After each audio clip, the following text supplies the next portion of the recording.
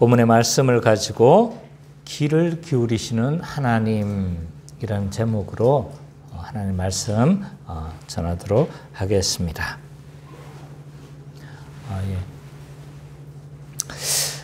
지난주까지 우리는 천상에 승리하는 교회, 또 지상에 전투하는 교회 7장을 우리가 좀 살펴봤죠. 지난주는 이제 천상에 승리하는 교회에 대해서 우리가 좀 살펴봤는데요. 7장 9절 이후가 이제 천상에 승리하는 교회의 모습을 좀 보여주고 있는데 9절부터 이제 장면의 전환이 이루어지고 있죠. 전혀 다른 무리들이 등장하고 있습니다. 셀 수가 없는 무리가 등장하고 있다고 이야기를 하고 있는데, 근데 이 무리들을 좀 자세히 살펴보면 아무도 셀 수 없다는 것이 굉장히 강조가 되고 있어요. 왜 아무도 셀 수 없느냐라고 했었을 때, 왜 이걸 강조하고 있는가라고 했었을 때, 아브라함 언약의 성취를 지금 염두에 두고 있는 표현이라는 거예요. 그래서 아브라함 언약에서 수많은 아브라함의 자손들이 일어날 것에 대해서 이야기를 하고 있는데, 그 아브라함의 자손은 교회로 성취가 되어지는 거죠. 그죠? 그래서 요한으로 봐서는 이것이 성취가 되어진 거고, 그래서 요한의 전망에서는 이 각 나라와 족속과 방언이 아무도 살 수 없는 이 무리가 아브라함이 에게 약속하셨던 그 전망, 아브라함 언약이 지금 성취되고 있다는 것들을 지금 보고 있는 거죠. 이들은 좀 누구인가라고 했었을 때 이제 몇 가지 증거들을 통해서 이들의 무리가 어떤 성격을 가지고 있는지를 좀 봤어요. 흰 옷과 종려 가지나무를 들고 있었다라고 했었을 때 둘 다 이미지는 뭐였어요? 승리였죠. 승리, 이김. 또 승리가 모티브인데, 그래서 이걸 통해서도 좀 그 하늘 성전에 성전에 성도들인 것을 직감할 수 있고, 그 뒤에 또 이들이 하늘 성전에 있었다고 직접적으로 표현하고 있고, 그 보좌 옆에 있었다고 이야기를 하죠. 그리고 또 혹시나 모를까봐 장로들이 이들이 누구냐라고 물으면서 이들의 정체가 누구인지를 일부러 좀 드러내고 있어요. 그래서 이들 셀 수 없는 무리는 하늘 성전의 승리한 교회를 이렇게 잘 보여주고 있다고 이야기를 했습니다. 그래서 이들은 하나님과 어린 양께 찬양을 하고 있어요. 그래서 그 유명한 찬양이죠. 구원하심이 보좌에 앉으신 하나님과 어린 양께 있도다. 이 찬양이 사실은 이 7장에서 나온 찬양이었죠. 그죠? 그래서 이 찬양을 왜 하나님과 어린 양께 드리냐라고 했었을 때, 모든 구원과 모든 이 승리의 원인이 어디에 있다는 거예요? 하나님과 어린 양께 있기 때문에 이 찬양을 하나님께 돌리는 게 너무 당연한 거예요. 그리고 15절부터 17절까지는 이 큰 무리가 하늘에서 누려지는 이런 복된 삶 세 가지에 대해서 언급을 하고 있었어요. 이 큰 무리는 하늘 성전에 있는 승리한 교회의 모습이죠. 이 승리한 교회는 어떤 복된 삶을 누리고 있는가라고 했었을 때 세 가지 측면이 있었어요. 하나는 뭐였어요? 하나님의 통치 아래 살게 될 거다라는 표현이에요. 하나님의 통치 아래 살게 될 거라는 그 표현을 좀 이미지화 시켰죠. 그죠? 하나님이 장막을 치실 거다. 출애굽 모티브를 가지고 출애굽에서 하나님이 장막을 치고 이스라엘 백성을 다스렸던 것처럼 천상의 하나님의 백성들을 그렇게 장막을 친다는 이 표현들은 하나님께서 다스리고 통치하신다라는 좀 상징적인 표현인 거죠. 그리고 죄로 인한 결핍과 위험이 전혀 없는 삶이 되어질 거다 라고 이야기를 해요. 그래서 줄이고 목마름이 없을 거다. 또 해가 상하지 않게 할 거다 라는 표현을 하시면서 그 죄로 인한 결핍과 위험이 없는 삶을 이들은 누리고 있다는 것들을 보여주고 있고, 마지막으로 이 천상의 복된 삶은 뭐냐라고 했었을 때 모든 눈물의 근원인 죽음을 제거하고 영생의 삶을 누리도록 그렇게 누리고 있다는 것들을 좀 보여주고 있었죠. 이것이 이제 하늘 성전에 있는 하나님의 백성들의 삶의 모습이었다. 그것이 이제 지난주 설교였죠. 아주 짧은 시간에 잘 효과적으로 풍성하게 잘 설명한 것 같아요. 자, 오늘 죄송합니다. 자아도취에 빠져서. 자, 오늘은 대망의 7번째 인심판에 대해서 우리가 좀 살펴보도록 하겠습니다. 지난주와 그 지난주는 2주에 걸쳐서 막간 삽입의 장면이었어요. 그래서 장면의 전환이 확 일어난 거죠. 그죠? 그래서 막간 삽입은 6번째, 7번째 인심판 사이에 생기는 거예요. 또 나팔심판에도 마찬가지예요. 6번째, 7번째 나팔심판 사이에 또 이 교회가 또 삽입이 돼 있어요. 그래서 이게 아주 의도적으로 요한이 이렇게 좀 배치를 했다는 것을 좀 알 수가 있습니다. 이 막간 삽입을 하는 이유가 뭐냐라고 했었을 때 하나님을 대적하는 자들과 하나님의 백성인 교회를 대조시키는 역할을 하고 있는 거예요. 그래서 전혀 견딜 수 없을 것이다. 하나님을 대적하는 자들은 그 심판에서 견딜 수 없다는 것들이 강조가 되고, 하나님의 백성들은 어떻게 해요? 이기고 승리할 것이다 라는 것이 강조를 하면서 서로 막 계속적으로 대조하고 있는 거예요. 뒤에 가서도 마찬가지예요. 뒤에 가서도 이런 대조의 모습들을 좀 하고 있는 거죠. 그래서 오늘 이제 오늘 본문을 보면 이 막간 삽입을 끝내고 이제 다시 또 어디로 돌아온 겁니까? 7번째 인심판으로 다시 되돌아오는 것이고, 인을 지금 마지막 7번째 인을 떼시는 장면이 지금 등장하고 있죠. 그것이 1절, 2절의 표현입니다. 우리 같이 한번 읽어보죠. 1절, 2절. 8장 1절, 2절. 시작. 7째 인을 떼실 때 하늘이 반시간쯤 고요하더니 내가 보매 하나님 앞에 7 천사가 서 있어 7 나팔을 갈았더라. 오늘 보니까 갑자기 또 7째 인을 떼죠. 그죠? 그래서 7째 인을 떼는 장면이 나옵니다. 그래서 한참 동안 한 장이나 그 뒤에 이렇게 딱 배치가 되니까 이렇게 좀 유심히 살피지 않으면 지금 방향을 잃을 가능성이 굉장히 커요. 그래서 구조를 잘 알고 가야 되는 거죠. 지금 인심판을 떼고 있는데 그때 나타나는 현상이 뭐냐면 반시간쯤 고요했다라고 이야기를 해요. 왜 반시간쯤 고요했을까요?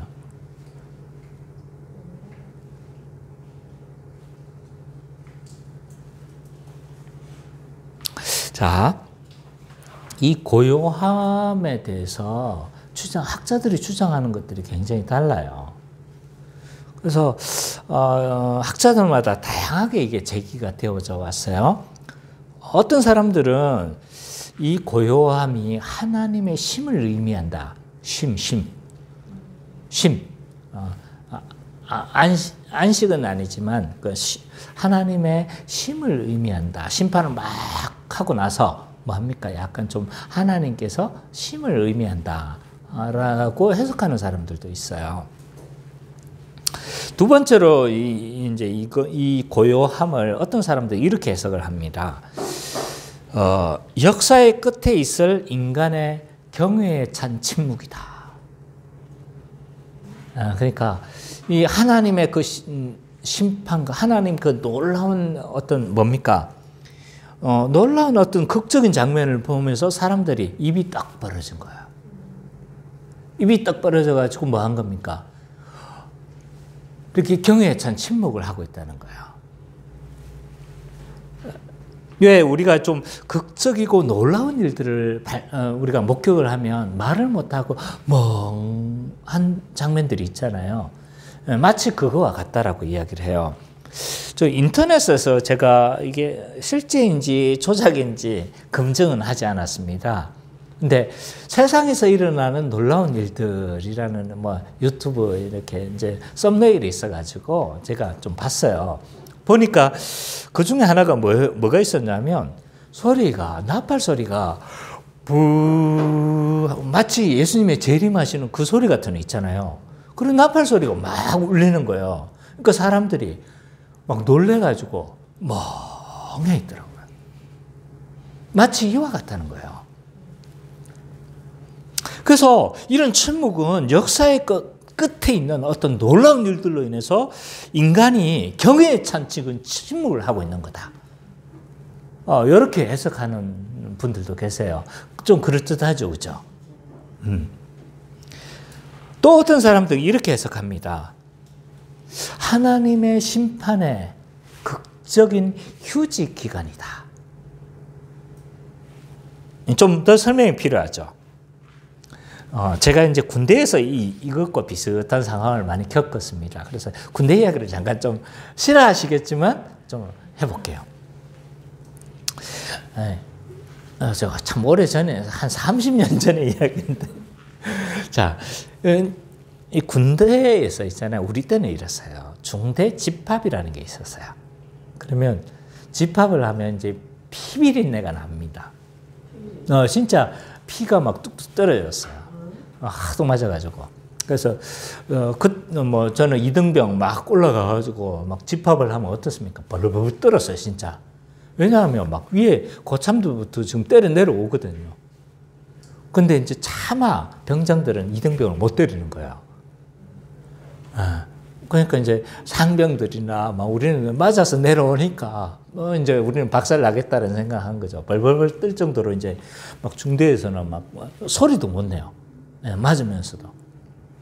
왜냐하면 너무 이제 폭도가 좁고 뭐 이러니까 휴게실에서 모여가지고 하니까 전혀 이제 그리고 하사관들이 있어도 그때는 그냥 모른 척하고 지나가고 했어요.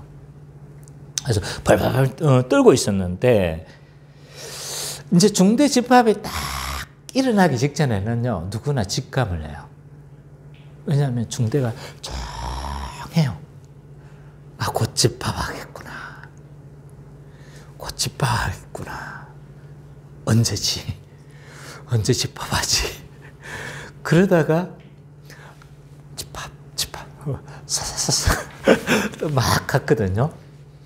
이 극적인 심판이 있기 직전에 폭풍 전야의 극적인 휴지 기간으로 이 시간을 이 침묵을 해석하시는 분들도 있는 거죠. 그래서 마치 이건 폭풍 전야의 그 휴지 기간이다. 이것도 그럴듯하죠. 그래서 이런 고요함에 대한 해석은요, 신학자들마다 굉장히 다양하게 해석을 하고 있습니다.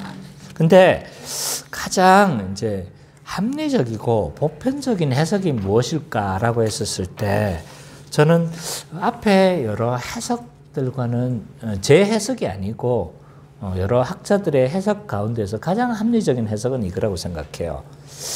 이 고요함은 하나님이 성도들의 기도를 듣기 위해서 하늘을 고요하게 하셨다라고 해석하는 부분이 저는 맞다고 생각합니다. 성도의 기도를 듣기 위해서 하늘을 하나님께서 침묵시킨 거예요. 그걸 고요함으로 표현한 거죠. 왜 그러면 이렇게 해석하는 근거가 뭐냐? 본문 안에 그 근거는 뭡니까? 라고 했었을 때 몇 가지 이제 근거들이 있어요. 그 근거가 뭐냐 하면 첫 번째 이겁니다. 유대 문헌에서 이런 표현들이 자주 등장해요. 하나님이 기도를 듣기 위해서 하늘을 고요하게 하셨다라는 표현들이 굉장히 많은 곳에서 등장하고 있어요. 유대 문헌에 이런 것들을 많이 발견할 수 있다는 거. 또 반시간이 이러한 해석을 지지해 주고 있어요. 반시간. 반시간 동안 고요했다고 했죠. 그럼 이 반시간이 뭘까요?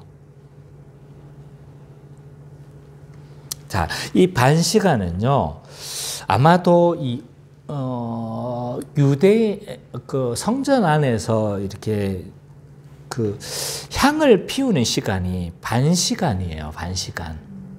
이게 뭐냐면 구약시대 성전에서는 어떻게 했냐면요. 아침에 시작을 뭘로 시작하냐면 번제로 시작해요. 아침에 시작을 할 때. 그래서 제사장들이 있잖아요. 번제를 먼저 탁 드리면서 시작하는 거야. 우리가 마치 새벽기도로 하루를 시작하듯이 이스라엘 백성들은 유대 제사장들은요. 그 번제로 시작합니다. 그리고 마칠 때 번제로 저녁 제사를 드리는 거예요. 그래서 아침과 저녁으로 이렇게 번제로 이렇게 제사를 드리는데 이 번제에서 가져온 불이 있어요. 드리고 나서 이 불을 가지고 와서 아침에 뭘 하냐면 성소에서 있잖아요. 그 번제단은 밖에 성소 밖에 있잖아요. 그 불을 가져와서 이 성소에 있는 향단에다가 뭘 피우냐면 반시간 또 향을 피워요. 근데 이 시간이 보통 이제 성경에 나타난 이 표현들이 보면 다 뭐냐면 이 향을 성도의 기도로 다 해석을 해요. 반 시간 동안 이렇게 향을 피우는데 그 향이 대부분 이제 성도의 기도로 표현을 합니다. 예를 들어서 시편 141편 2절. 나의 기도가 주의 앞에 분향함과 같이 되며 나의 손드는 것이 저녁 제사같이 되게 하소서라고 되어졌는데 이것도 이 분향하는 것이 기도로 표현하고 있어요. 그리고 오늘 본문에서도 3, 4, 5절 봐보면요. 그것도 기도로 표현되고 있어요. 그죠? 그래서 이 반시간이라는 이 표현은요. 아침 시간에 제사를 드리고 난 이후에 제사장들이 성소에서 향을 피우는 그 시간을 의미하는 거로 보여지는 거예요. 그래서 이것이 또 이게 성도의 기도를 듣기 위해서 침묵시켰다는 것과 좀 지지를 해주고 있는 거죠. 거기에다가 뒤에 문맥도 이것을 지지해주고 있어요. 뒤에 나오는 문장이 뭡니까? 3절, 4절만 한번 읽어볼까요? 선미자매가 한번 읽어주세요.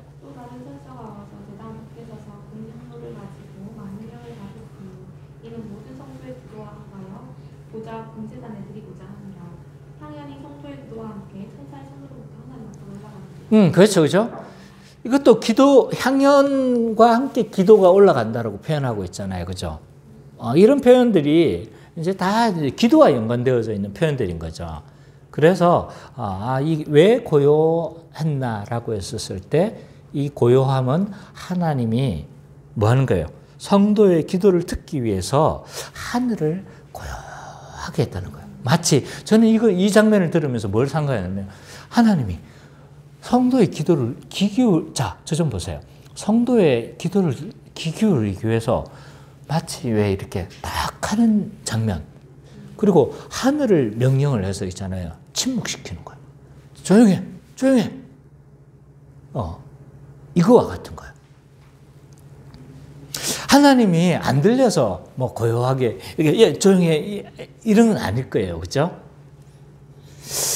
물론 이것은 실제적인 행동은 아닙니다. 실제적인 행동은 아니지만, 이 하나님은 이 성도의 기도를 듣기 위해서 있잖아요. 하늘에 짹짹거리는 새도 침묵시켜버리는 거예요. 또 성도의 기도를 듣기 위해서 지나가는 비행기 소리도 야 소리 내지 마. 비행기가 소리를 안 내고 샥 하는 거예요.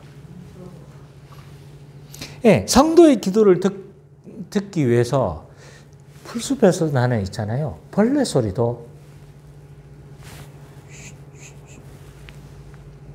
예, 이게 모든 천지 만물을 고요하게 하신 거예요. 이게 무슨 표현일까요?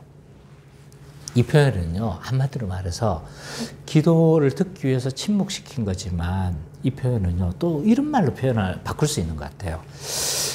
하나님은 성도의 기도를 귀중하게 여기시는 거예요. 귀중하게 여기신다. 저는 이렇게 바꿔 표현하고 싶어요. 이런 표현은요, 하나님은 성도의 기도를 너무 기뻐하시는 거예요.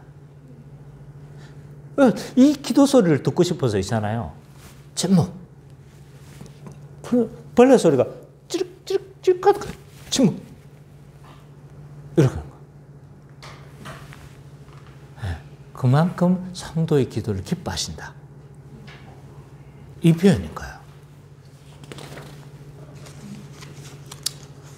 제가 좀 오버하나요? 아니죠, 그죠? 네. 자, 이 성도의 기도가 무엇이기에 하나님은 이렇게 성도의 기도를 귀중하게 여기시고 기뻐하시고 이 소리를 듣기 위해서 천지 만물을 침묵시키는가? 우린 좀 생각해 봐야 돼요. 본문에는 그게 없어요. 본문에는 없지만 이 부분에 대해서 조금 제가 좀 설교를 좀 더 제가 좀 보충을 했죠. 그러다 보니까 본문은 짧은데 시간은 똑같다.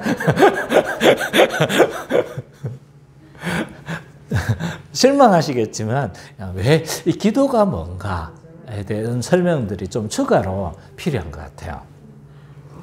자, 기도는 뭔가라고 했었을 때 기도는요, 하나님에 대한 가장 적극적인 믿음의 표현이다. 하나님은 우리의 믿음을 굉장히 기뻐하세요. 그죠? 하나님은 우리의 믿음을 기뻐하세요. 히브리서 11장에 보면 이렇게 말씀하고 있습니다. 믿음이 없이는 하나님을 기쁘시게 하지 못하나니. 그래서 하나님은 우리의 믿음을 굉장히 기뻐하세요. 그러면서 믿음으로 이렇게 하나님을 기쁘시게 했던 사람들의 이름들이 쫙 열거를 하고 있어요. 그죠? 기억나시죠? 노아는 믿음으로 아직 보지 못하는 일에 대해서 경고하심을 받아 미리 심판을 준비했다라고. 믿음으로 그 모든 하나님의 심판을 준비했다는 거예요. 이걸 굉장히 하나님 기뻐하셨던 거예요. 또 아브라함은요, 하나밖에 없는 그의 독자 이삭을 번제로 바쳐요. 왜 이렇게 했습니까? 아브라함이 독자 이삭을 바치고 싶었을까요? 아니에요. 결코 바치고 싶지 않았을 거예요. 근데 아브라함에게 믿음이 있었어요. 어떤 믿음이었는가? 로마서 4장에 보면 이 아브라함의 믿음을 이렇게 정의를 하고 있어요. 하나님은 죽은 자를 살리시며 없는 것을 있는 것으로 부르신 하나님이시다. 라는 것을 아브라함은 믿은 거예요. 그래서 아브라함이 이삭을 얻었을 때 뭐 그가 얻을 수 있는 상황에서 얻었어요? 네. 그는 몸이 죽은 것과 같다고 이야기를 했어요. 그래서 어떻게 아기를 얻을 수 있는 그런 건강한 몸이 아닌 거예요. 거기에다가 사라는 이미 경수가 다 끊어진 거예요. 경수가 끊어졌다는 건 뭐예요? 임신을 못한다는 거잖아요. 그래서 그런 상황이었는데 하나님은 없는 것에서 있게 하시는 하나님이시고 죽은 자를 살리시는 그 하나님과 같다는 것을 아브라함은 이미 경험한 거예요. 그러니까 독자 이삭을 바치라고 했었을 때 어떻게 한 거예요? 아브라함은 그 아브라함에게 했던 약속을 믿었던 거예요. 약속이 뭐였어요? 땅을 주실 거고 자손들을 주실 것에 대한 약속이 있었잖아요. 그죠? 그러면 혹 죽어도 다시 살리신 것에 대한 믿음이 있었던 거예요. 그래서 그 유업을 이어갈 그 독자가 있을 거라는 거 아브라함은 믿었던 거예요. 이미 경험했기 때문에. 이 아브라함의 믿음은요, 하나님을 어떻게 한 거예요? 기쁘시게 한 거죠. 근데 이 믿음은 하나님을 기쁘시게 하는데요. 근데 우리의 믿음을 가장 적극적으로 보여주고 있는 게 뭐냐면 기도인 거예요. 기도. 왜 이게 우리의 믿음을 가장 적극적으로 보여주고 있냐 하면 믿음이 없이는요, 결코 기도하지 않습니다. 기도 할 수가 없어요. 기도한다는 건 뭘 믿는다는 거예요? 하나님이 하실 거고 하나님이 섭리하실 것을 믿는 사람만이 기도하는 거예요.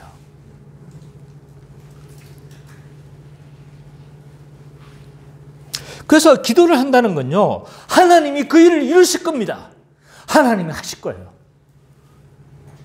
이걸 믿는 사람인 거예요. 기도를 한다는 건요, 하나님이 이 세상 만물을 섭리하고 있다는 걸요, 철저하게 믿는 사람만이 기도에 무릎을 꿇어요. 그러니까 믿는다고 하면서 있잖아요. 우리가 기도하지 않잖아요. 그러면 사실은 우리 안에 불신이 많이 자리 잡을 가능성이 커요.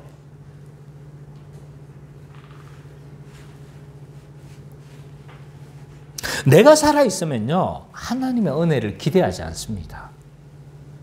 그래서 우리가 기도한다는 건요, 가장 우리의 적극적인 믿음의 행동이에요. 그래서 우리가 기도할 때 하나님은 어떻게 하신다? 기뻐하시는 거예요. 그것 자체로 기뻐하시는 거예요. 왜? 하나님을 믿고 있다는 거예요. 하나님을 신뢰하고 있다는 거예요. 자, 기도는 이처럼 우리의 가장 적극적인 믿음의 표현이기 때문에 기뻐하시지만 우리의 기도는 어떤가요? 많지 않죠, 그죠? 좀 안타까워요.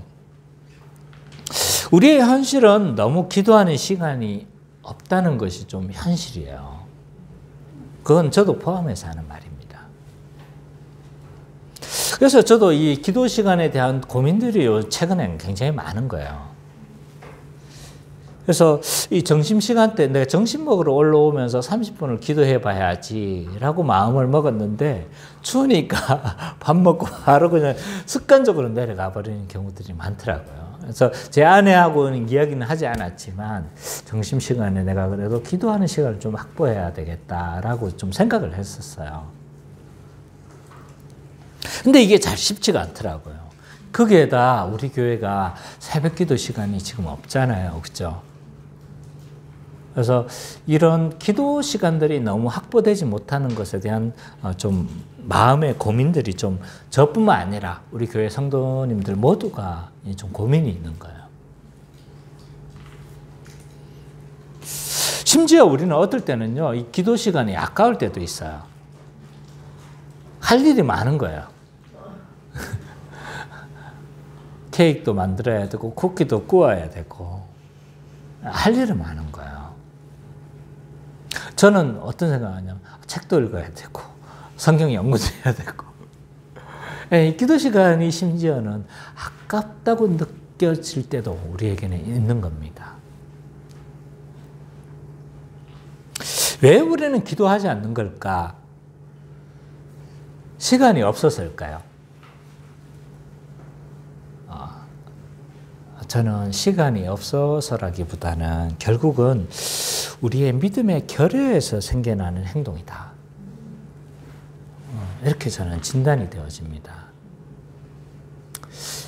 그래서 우리 교회가 가장 지금 시급하게 해결해야 될 문제는 제가 보기엔 이 기도의 문제예요. 그래서 이제 이 수요 예배가 만약 우리 교회가 생겨나게 되어진다면 공식적인 예배가 생겨나게 된다면 이 시간을 굉장히 기도로 많이 저는 할애하고 싶은 생각이 있는 거죠. 성경 강해를 하고 그리고 그 뒷시간은 상당한 시간을 우리가 기도하는 시간을 확보해야 되겠다. 일주일에 한 번만이라도 그렇게 기도해야 되지 않겠나는 생각이 있는 거예요. 그래서 이거는 앞으로 이제 내가 해 나가야 될 계획인 거죠. 그리고 우리가 좀 모임 시간이 있을 때마다 좀 기도 시간을 10분이라도 좀 확보를 해야 되겠다라는 개인적인 생각을 가지고 있습니다. 그래서 이 일들을 우리가 좀 의식적으로 같이 해 나가고 싶은 거예요. 그래서 우리가 좀 더 기도하는 시간들을 좀 더 확보하자.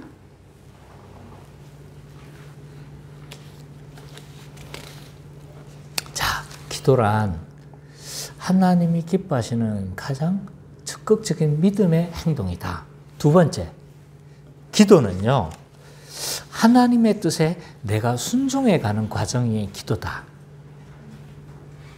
기도는요, 하나님께 내 뜻을 주장하는 시간이 아니라 하나님의 뜻에 순종해 가는 시간이 기도인 거예요. 예수님이 이런 기도를 하셨어요. 아버지여, 만일 할만하시거든 이 잔을 내게서 지나가게 하옵소서. 예수님은 분명히 십자가의 길이, 예수님이 십자가의 형벌대속적 제물로서 죽으시는 것이 하나님의 길이라는 것을 예수님은 아셨어요. 근데 예수님은 이 길을 어떻게 피하고 싶었던 것 같아요. 왜냐하면 전무후무한 모든 인류의 죄를 짊어지는 것이 예수님에게는 너무 힘든 일이었어요. 그래서 할 수만 있거든 이 잔을 내게서 지나가게 하옵소서라고 했는데 겟세마네 기도에서 어떻게 하시는 거예요? 결국은 아버지의 뜻에 순종하는 그 예수님의 모습을 볼 수가 있는 거예요. 자, 우리는 기도를 영혼의 호흡이라고 합니다. 하나님과의 대화라고도 이야기를 해요. 이 기도를 우리는 잘못하면 우리의 육신의 정욕을 쏟아내는 시간이 될 수도 있어요. 그래서 우리는 육신의 정욕이 여전히 살아있잖아요. 또 어떻습니까? 세상에 여러 가지 유혹도 있고 여러 가지 있잖아요. 이것들이 잘못하면 우리의 육신의 정욕을 하나님께 쏟아내는 그런 시간이 될 수도 있는 거죠. 그래서 주시옵소서, 주시옵소서, 주시옵소서 이렇게 기도하다 보면 어떻게 되는 거예요? 이게 기도 시간이 아니라 뭐가 되는 거예요? 내 육신의 정욕을 그냥 하나님께 막 얻으려고 하는 기복적인 신앙이 되려고 할 수도 얼마든지 가능하게 되어지는 거죠. 그래서 우리는 기도를 날마다 있잖아요. 하나님께 호흡하듯이 그리고 하나님과 교제하듯이 기도하면서 또 침묵하고 듣는 시간도 필요한 거죠. 듣고 또 우리의 기도를 늘 점검을 해봐야 돼요. 그 표준 기도가 뭡니까? 주기도문인 거예요. 주기도문.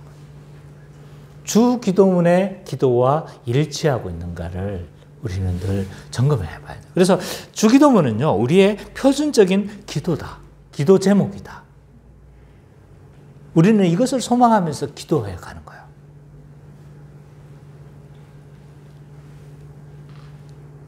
주원찬이가 주기도문 지금 하고 있죠. 그죠? 네. 잘 배우게 될 겁니다. 우리가 어떻게 기도해야 되는가를 잘 보여주고 있는 것이 주기도문이에요. 그래서 다시 아마 빠른 시간 내에 주기도문을 다시 한번 제가 또 설교하게 될 것 같아요. 전에 한번 했지만, 산상수훈하면서 했지만, 주기도문만 다시 한번 좀 설교를 하려고 합니다. 그래서 이 주기도문을 통해서 우리의 기도를 날마다 점검하고 주기도문을 통해서 우리가 어떻게 기도해야 되는지를 배워야 되는 거죠. 표준이기도 하고 그것을 점검하는 기도이기도 하고.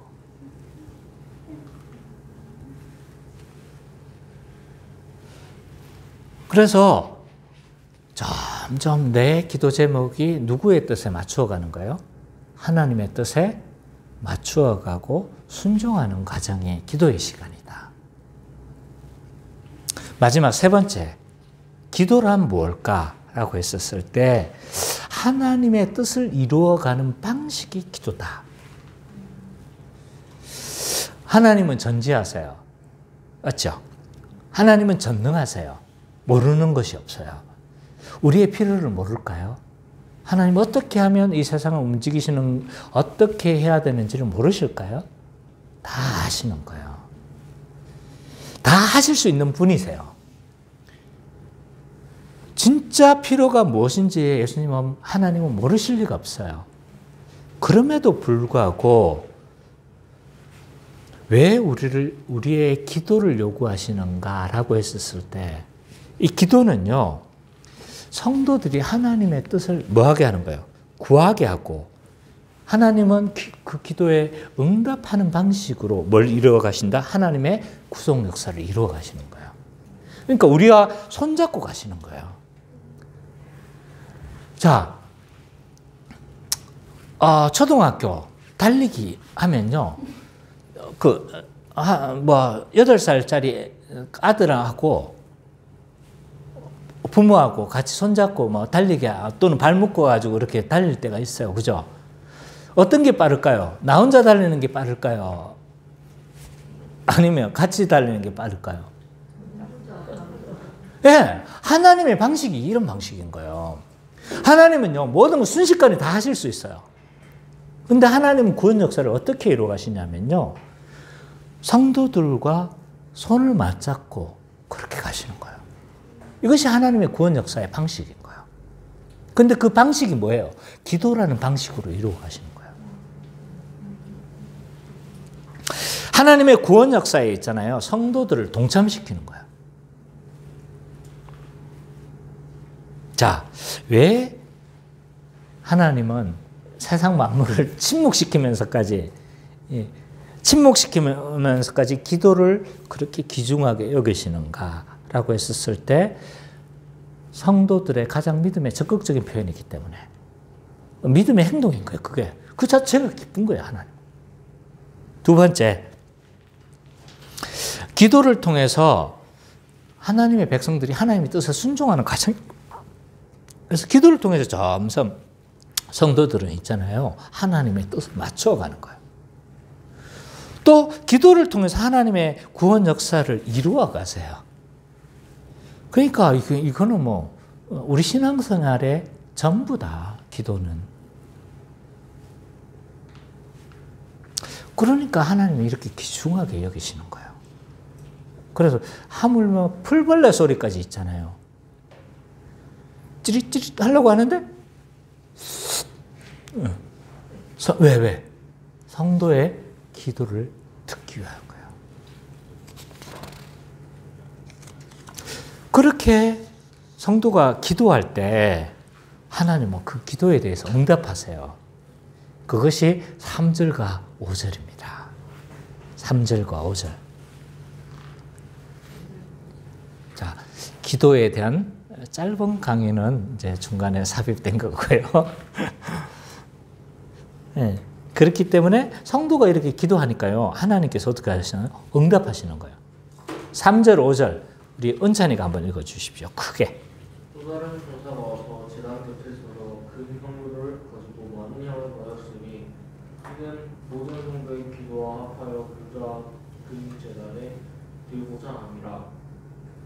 천사가 향유를 가지고 제단에 불을 담아다가 땅에 쏟으면 우레와 음성과 번개와 지진이 나더라. 갑자기 팍 도약을 해버렸어요. 4절이 빠졌네, 그죠? 3절, 4절, 5절. 네, 괜찮아요. 당연히 성도의 기도와 함께 천사의 손으로부터 하나님 앞으로 올라가는지라. 올라갔는데, 자, 이 본문을 좀 더 설명할게요. 오늘 본문에 보니까 다른 천사가 등장을 해요. 근데 이 다른 천사가 제단 곁에 서서 금항로를 이렇게 가지고 있었고 많은 향을 받았대요. 근데 왜 이걸 받았나? 이렇게 향을 많이 받았나라고 하니까 목적이 있었어요. 그 목적이 뭐였습니까? 예, 이 향과 더불어서 성도의 기도가 어떻게 하는 거예요? 합하여져서 보좌의 금제단에 드리려고 하는 게 목적인 거예요. 그러니까 이것 자체가 목적이 아니고 성도의 기도를 하나님께 올려드리는. 근데 그럼 이게 실제 행동입니까? 아닌 거예요. 이미지화한 거, 표현인 거예요. 그러니까 성도의 기도를 형상화한 거다. 형상화한 거. 이해되십니까? 성도의 기도를 뭐 갑자기 하늘로 올라갔다 이렇게 표현하면 좀 고급스럽지 않잖아요, 그죠? 그래서 말을 표현.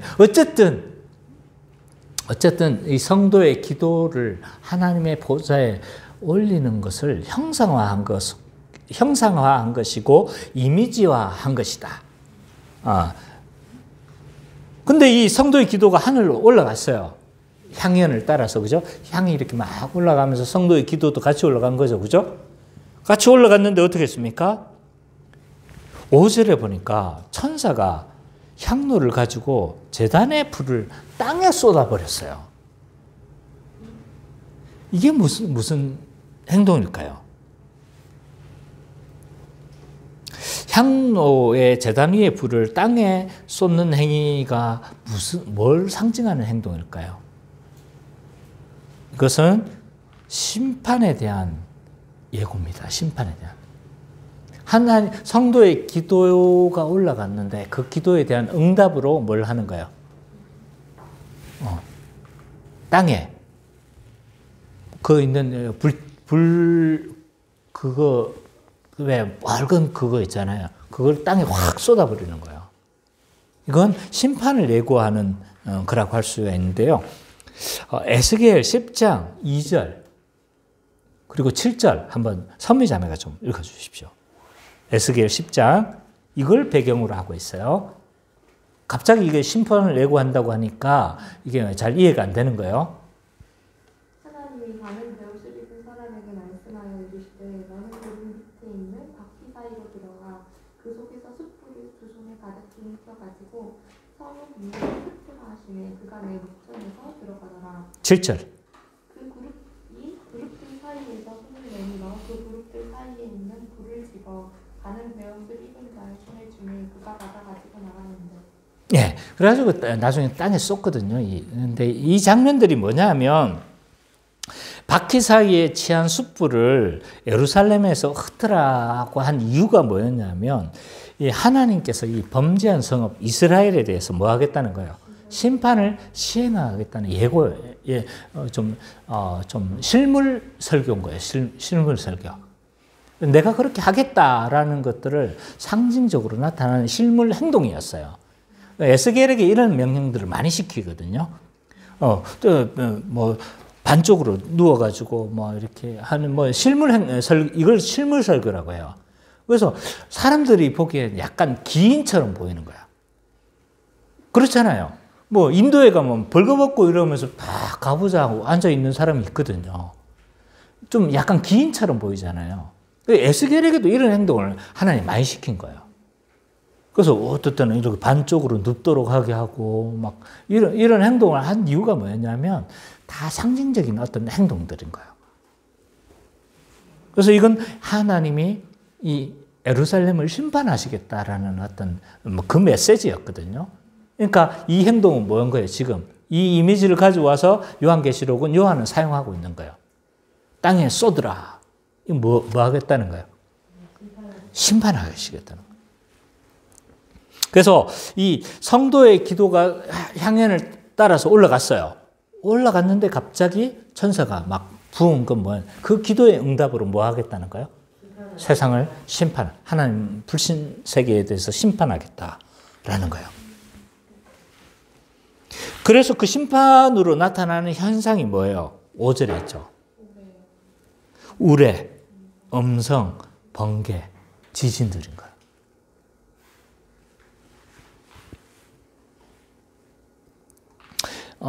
이게 있잖아요. 희한하게 7번째 지금 등장하죠? 7번째 나팔 때 또 등장합니다.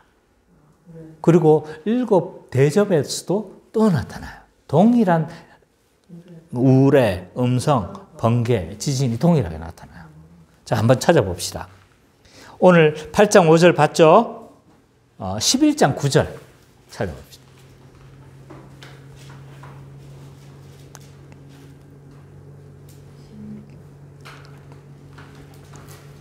이것도 7 나팔 심판 때 등장하는 거거든요.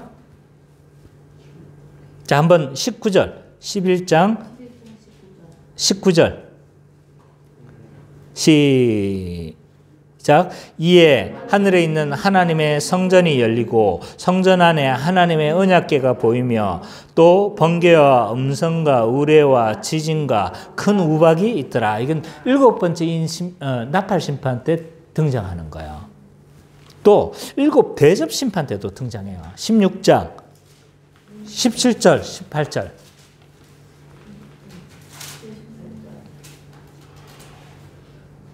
자, 16장 17절 18절 같이 읽어봅시다. 시작. 일곱째 천사가 그 대접을 공중에 쏟음에 큰 음성이 성전에서 보좌로부터 나서 이르되 되었다 하시니 번개와 음성들과 우레소리가 있고 또 큰 지진이 있어 얼마나 큰지 사람의 땅에 있어 온 미래로 이같이 큰 지진이 없었더라. 일곱째 심판은 동일한 심판인 거예요. 동일한 이런 심판으로 등장해요. 차이는 뭐냐면 점점 강도가 세진다는 거예요. 그래서 이 표를 좀 자세히 좀 살펴봐 보면요. 처음에는 약한데 더 강도가 세진다는 걸 암시하고 있어요. 큰 지진이었다. 더 세진다는 것들이 좀 강조가 되고 있어요. 그래서 이 요한계시록은요, 철저하게 그냥 막 이렇게 막 쓴 게 아니고 굉장히 있잖아요. 치밀하고 조직적으로 그리고 구약의 이미지를 가져와서 막 설명하고 있는 거예요. 그래서 왜 이렇게 이 번개, 음성, 우레 지진은 한마디로 말해서 종말론적 최후 심판을 상징해요. 마지막 심판인 거예요. 마지막 심판. 지구 최후의 날 같은 그런 심판들인 거죠. 좀 있으면 영화 예고편을 봤는데 문폴이라는 영화가 나와요. 그 달이 지구로 떨어지는 문폴 떨어지는 그 영화가 내가 예고편을 봤는데 막 그 달이 막 이만해가지고 떨어지더라고요. 근데 그런 어떤 이미지인 거죠. 그래서 이런 큰 지진과 번개 이런 것으로 인해서 뭐가 있냐면 이건 종말론적 최후 심판이다. 그래서 각 일곱 번째 심판마다 이렇게 끝낸다는 건요. 이 심판이 서로 개별적인 심판이 아니라는 걸 드러내고 있어요. 같은 심판이다. 같은 심판인데 다른 측면을 보여주고 있는 거예요. 근데 더 점진되어져 가고 있어요. 이 심판들이 다 보면 더 점진되어져 가고 있는데 점진되어져 간다는 건 같은 심판이지만 역사의 흐름에 따라서 더 강도가 조금씩 커질 것에 대한 예고이기도 하죠. 그래서 이 일곱인, 나팔, 대접 심판을 각각의 개별적인 심판으로 이해해서는 안 돼요. 같은 심판인데 다중적 측면을 보여주고 있다. 자, 지금까지 우리는 마지막 일곱 번째 인 심판에 대해서 우리가 살펴봤습니다. 정리해 보면요. 일곱 번째 인이 떼지니까 반 시간 동안 고요했다. 이건 뭘 상징한다고 했어요? 네, 그렇죠. 성도들의 기도를 듣기 위해서 하나님이 천지 만물을 고요하게 침묵시켰다는 거죠. 이것은 성도의 기도를 귀중히 여기시는 하나님의 모습을 잘 보여주고 있다. 왜 이렇게 성도의 기도를 귀중하게 여기시는가? 성도의 기도는 뭐예요? 믿음의 적극적인 표현이다. 또 하나님 뜻에 순종해가는 과정이다. 또 기도는 하나님의 일을 이루어가는 방식이다. 그렇기 때문에 하나님의 이 성도의 기도를 굉장히 귀중하게 여기시는 거죠. 그래서 이 성도의 기도가 향연으로 이제 올라가는데 제단의 불을 갑자기 땅에 뿌려요. 왜 그런가라고 했었을 때 이 성도의 기도로 말미암아 하나님의 심판이 임해진다는 것을 보여주고 있는 것이고, 그리고 이게 하나님의 심판을 예고하는 것이다. 그 심판은 우레와 음성과 번개와 지진으로 나타난다. 가 이제 핵심적인 내용이에요. 그래서 이 본문을 통해서 우리에게 주시는 하나님의 핵심적인 메시지는 뭐냐라고 했었을 때 하나님은 우리의 기도에 귀 기울이시며 그 기도에 응답하시며 심판하신다 라고 이렇게 표현할 수 있을 것 같아요. 모든 성경 연구의 결과의 핵심 메시지, 메인 아이디어입니다. 이게. 자, 이 메시지를 가지고 우리가 좀 기억해야 할 것은 뭐냐라고 했었을 때 하나님은요, 성도의 기도를 귀중하게 여기신다는 거예요. 성도는 누구든지 경건하게 살고자 하는 자는요, 고난을 받게 되어져 있어요. 이게 원론적으로 이야기하면 고난을 받을 수밖에 없어요. 왜냐하면 인간의 삶과 하나님이 없는 자의 삶과 하나님이 있는 자의 삶은요, 반대예요, 반대. 공존을 할 수가 없는 거예요. 하나님이 없는 자의 삶의 본질은요, 자기본위적 삶인 거예요. 자기 이익을 극대화시키는 삶인 거죠. 근데 신자의 삶은요, 자기 이익이 극대화가 되는 것이 아니라 이웃을 사랑하고 돕는 배필로 살아가는 것이 삶의 기본적인 가치인 거예요. 이것뿐만 아니라 수많은 곳에서 다 대치가 되어져요. 서로 다른 거예요. 그러다 보니까 있잖아요. 이 공유하는 부분이 없기 때문에 신자와 불신자의 삶 가운데는 반드시 갈등이 일어나게 마련입니다. 그래서 이게 극단적으로 나타나면 어떤 일이 일어나냐면 순교자가 나타나는 거예요. 순교자. 그래서 역사 가운데서 이 교회, 하나님을 믿는 신실한 하나님의 백성들이 수많은 사람들이 죽어왔어요. 그 오늘 본문에서도 보면요, 요한은요, 이 성도를 잠정적 순교자로 봐요. 앞에 그 제단 위에 그 기도의 신원으로 어떻게 하나님께서 어떻게 하세요? 이 앞에서 심판하시잖아요. 성도의 기도예요. 순교자라는 건 없지만 마치 그 이미지를 그대로 사용하는 거예요. 그러니까 이미 그 당시의 성도들은요, 잠정적 순교자였어요. 그러니까 언제든지 죽어도 이상하지 않은 거예요. 예수 믿는 것 때문에. 그래서 그 기도의 응답으로 하나님께서 심판하시는 것처럼 이렇게 좀 사실은 그 안에는 요한의 이미지 안에서는요, 약간 성도를 잠정적 순교자로 보고 있어요.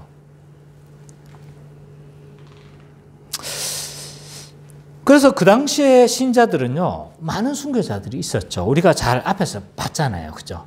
그 초대교 7교회를 보면서 얼마나 순교가 일상적이었는가를 우리는 많이 봤어요.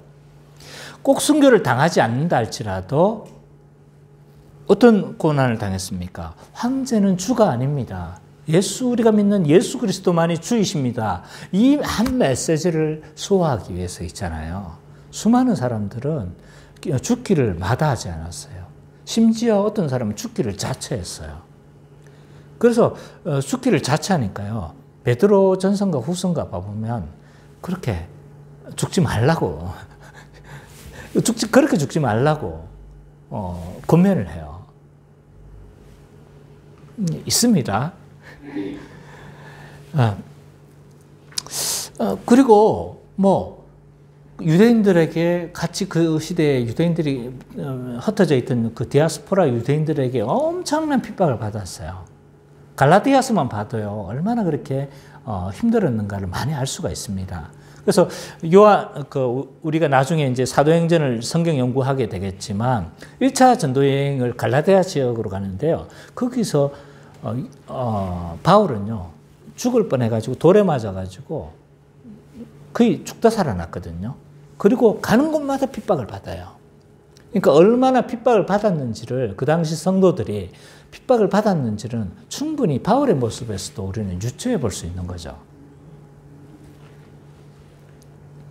심지어 또 동료 자기들 백성들에게 왕따를 당해서 재산적인 그런 금전적인 많은 손해를 보기도 했고, 그리고 로마군에 의해서 심지어는 순교를 당하기도 하고, 이런 많은 핍박을 받았죠. 오늘날은 어떻습니까? 이런 극단적인 핍박은 없어요. 이 정도 어려움은 겪는 데가 많지 않아요. 지금도 있어요. 어디? 북한. 북한의 그 성도들의 이야기를 들어봐 보면요, 주성아 TV인가 거기 봐 보면 이제 북한에 그 탈북했던 사람들의 이야기를 많이 인터뷰를 하거든요. 그 주성아 TV를 제가 보면서 교회, 이 사람은 불신자예요. 불신자의 이야기인데도 정말 처참하게 자기가 표현하는데 처참하게 교회에 다니는 성도들을 그렇게 죽이는 장면을 본 사람의 이야기를 인터뷰를 하더라고요.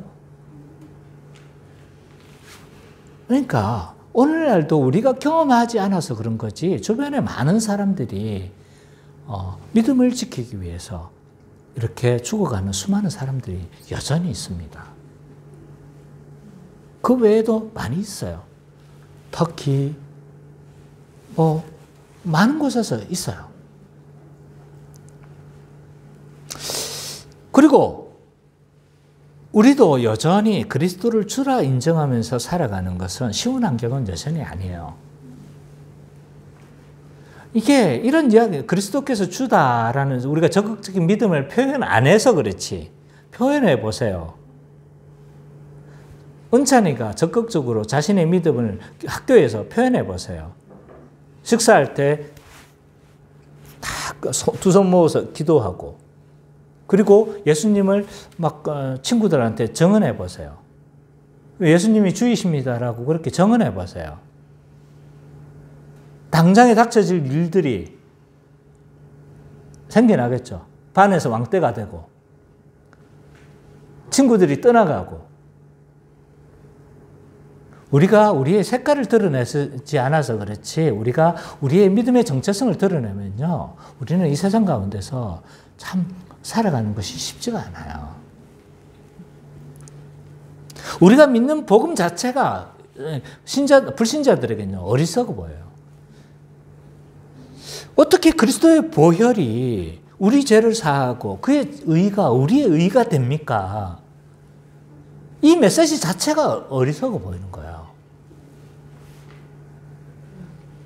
그리고 2000년 전의 예수님과 지금의 나와 무슨 상관이 있습니까? 심지어 어떤 사람은요, 그래, 너 좋아. 그렇게 예수 믿는 거 뭐라고 하지 않는데, 그것은 네 사적 영역이야. 공적 영역에 가져와서 이 복음을 이야기하지 말라고 이야기를 해요. 그래서 네가 믿는 것은 상관하지 않지만 티를 내지 말라라고 압박을 합니다. 또 극단적인 경우는요. 기독교에 대한 반감 때문에 상사가 나를 핍박하고 또 불이익을 줄 때도 있는 거죠. 이게 가장 우리가 겪는 가장 극단적인 핍박이에요. 맞죠? 그죠? 어쨌든 우리가 우리의 믿음의 정체성을 드러내기만 하면요, 여전히 과거와 못지않는 여러 가지 우리는 고통을 당할 수밖에 없어요. 근데 이런 상황 가운데서 성도의 기도는요, 절대로 하나님에 의해서 간과되지 않는다는 거예요. 기억하시면 받고 그 기도를 하나님께서 들으신다는 거예요. 성도가 기도할 때 하나님은요, 천지를 조용히 시키는 거예요. 조용히 시켜요. 왜? 하나님이 그 성도의 기도를 듣기 위해서. 하나님이 안 들려서 그런 게 아니에요. 그 기도를 중요시 여긴다는 표현이에요. 그래서 고난 중에 성도의 기도는요, 결코 하나님께서 간과하시지 않습니다. 특히 복음을 위해서 핍박받는 자의 그 기도는요, 하나님께서 절대로 간과하시지 않는 거예요.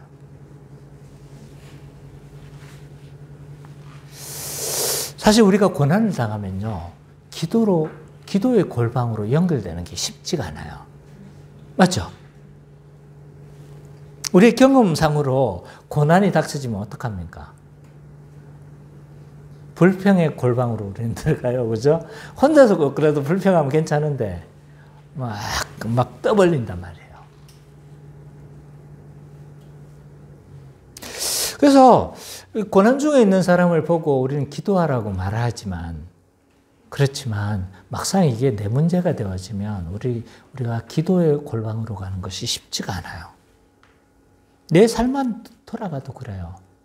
내 삶만 돌아가도 극심한 여러 가지 어려움이 오면 하나님에 대한 불평이 막 났고, 심지어는 제가 자주 이야기했죠. 나 삐뚤어질 거야. 그죠? 하나님께 약간 막 반항 심리가 올라온단 말이에요. 그래서 우리는 고난이 닥쳐지면 기도의 골방보다는 불평을 쏟아내기에 우리는 바쁜 것이 우리의 모습인데, 그럼에도 불구하고 우리에게 언제 기도의 골방이 필요한가? 복음으로 고난받을 때 기도의 골방이 필요합니다. 우리가 믿음으로 살아가려고 하는데, 믿음으로 살아가려고 할 때마다 여러 가지 장애물들이 많아요. 그때 우리가 내뱉는 그 한마디의 탄식은요, 하나님이 정말 귀중하게 여기십니다. 복음 때문에 너무 낙심되어지는 거예요. 복음대로 그렇게 살려고 했는데 막 불이익을 당하기도 하고 막 그런 거예요. 복음 때문에 낙심되어질 때 그 골방의 기도는요, 하나님께서 정말 귀중하게 여기시는 거예요.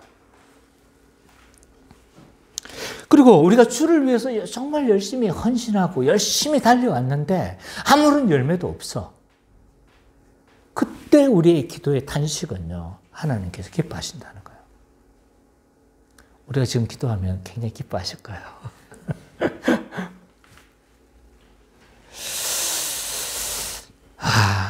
우리 이때 들려지는 이 기도의 메아리는요, 결코 간과되지 않습니다. 하나님 귀중히 여기시고 들으시고, 네, 하나님께서 기뻐하시는 그 기도는 거죠. 그래서 우리가 좀 더 기도에 대해서 좀 열심을 내자. 우리 교회가 가장 부족한 부분이 이 부분이다. 목사로서 봤을 때 정말 기도 더 해야 된다. 우리는 성경 연구는 우리가 열심히 좀 그런 대로 하고 있어요. 신학도 열심히 배우고 있어요. 그러나 기도의 시간에 우리가 너무 부족하다. 그래서 고난 중에 복음으로 인해서 고난 받을 때 우리가 내뱉는 이 한마디의 탄식은요, 하나님이 정말 기뻐하신다. 그래서 날마다 그 귀를 기울이시고 그 기도에 응답하시는 하나님을 믿고 날마다 기도의 골방으로 들어가는, 함께 기도하는 우리 기쁨의 교회 모든 성도님이 되시기를 간절히 축원합니다. 아멘.